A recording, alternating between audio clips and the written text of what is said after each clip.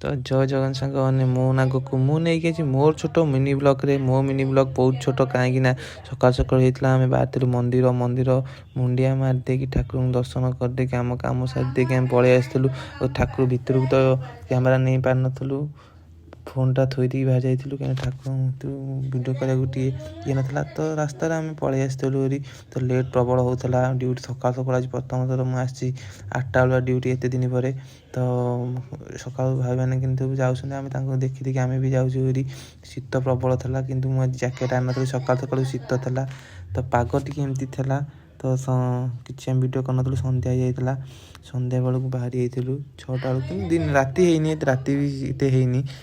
है टिके सन्ध्या पाग भाई मैंने प्लेग्राउंड खेलुंट आम देखीदेलु देखी देखी आम रास्त बाहरी गलु एमती रास्ता किसी तो सन्ध्या जाइला किसी भिडियो भिडियो आज बन पार नु कहीं कम चिंतार रही आ कौन करूँ तो फाइनाली राति घर को आज राति टिके टिके आम बाहरी खंडगिरी पाखापाखि दृश्य गोलाई अंधारिया सूर्य पूरा उदय होगा तो